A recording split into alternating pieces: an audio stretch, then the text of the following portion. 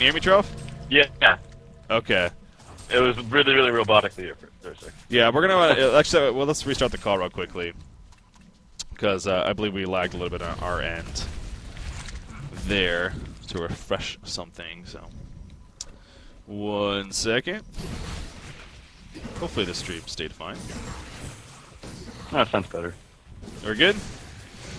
Yep. Awesome. All right. So, anyways, as I was saying, the Legion team, they got a Forsaken, they got a Zephyr. Is there any chance? Actually, I'm lagging again. It looks like. Yeah. Something's happening.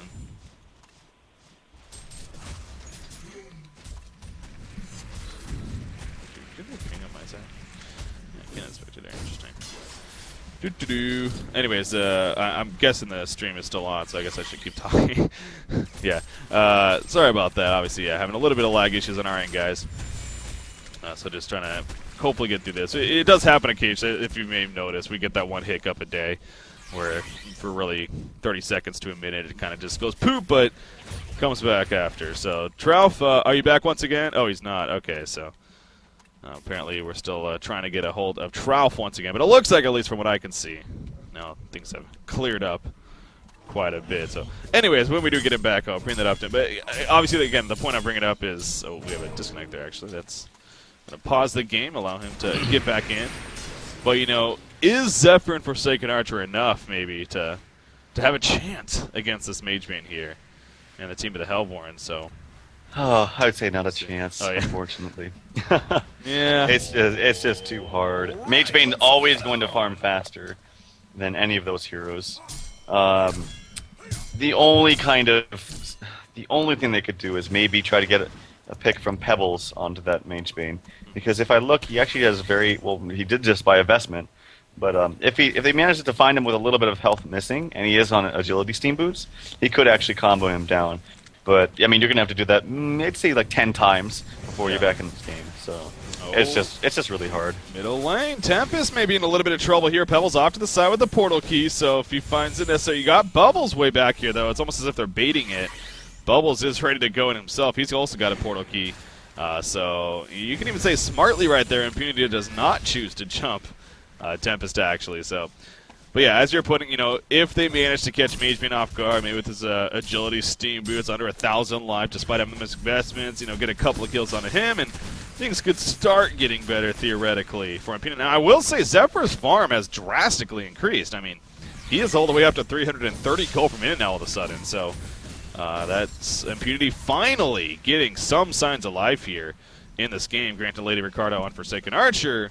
Well, he just continues to struggle quite a bit, so as he actually just got a sustainer finish, though. But another portal key even just purchased, this time a Witch Slayer. So both Witch Slayer and Bubbles have it. The funny thing is Tempest actually the one not with one.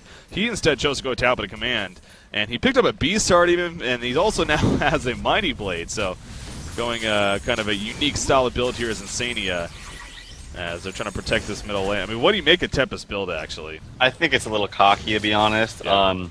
I don't see any point in it, really. Now, I could see a point in maybe not getting a portal key against, like, a Zephyr.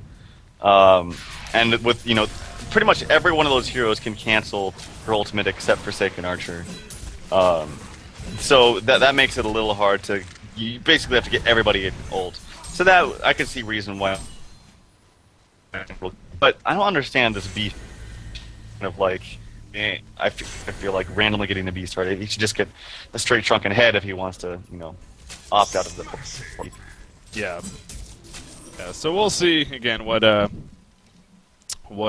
Tempest or how Tempest follows up this again. Somewhat of a unique build. I do apologize. It seems like we do got some initiation though. Zephyr going in with the Typhoon. Bubbles off to the side. There comes Pebbles. He jumps Witch Slayer. Witch Slayer going down. Bubbles actually needs to port out. Barely ports out, but he will fall when it's all said and done. But the Tempest ultimate pulls him back in. Zephyr gonna fall. The Mana Rift doing so much damage. As soon as Mage Bane got there, the fight completely turned around. Obviously, Tempest with a great ultimate help. Glacius is gonna fall, and the GG well plays are being called. So Impunity has had enough. Obviously, after that fight right there, that's really what they were waiting for. You know, just seeing if there's any chance of recovering. Maybe if they just hold out long enough.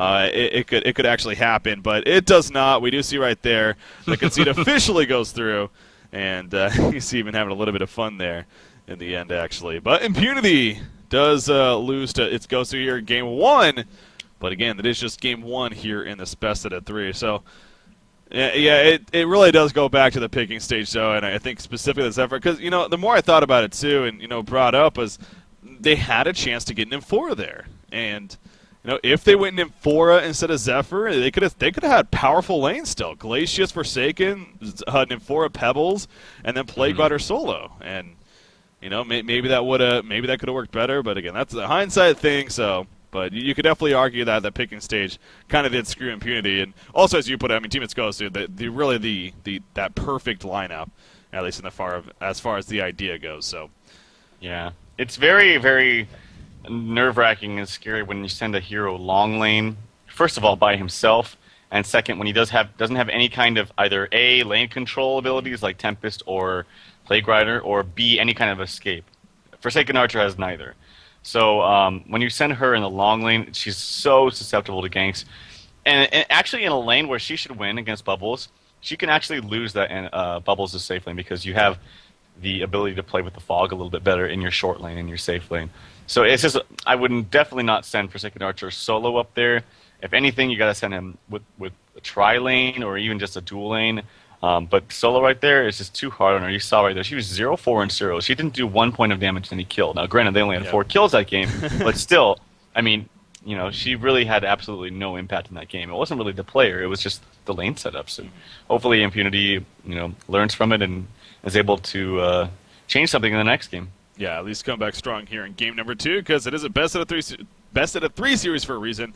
This is somewhat similar to yesterday's series. To bring that up, again, when they were playing Fit, where they lost the first game, seemed pretty decisive. Game 2, though, it all came down a strong comeback by them, and all of a sudden we're in a game 3 before we know it. So maybe a repeat of yesterday, who knows? But I will say at the same time, teammates go, so they looked good as expected. So Impunity has their work cut out for them. On that note, guys, we're going to take a quick break here. And we'll, of course, be right back. Team It's Gosu taking on Impunity. Team It's Gosu currently up 1-0. Game 2 coming up next, guys.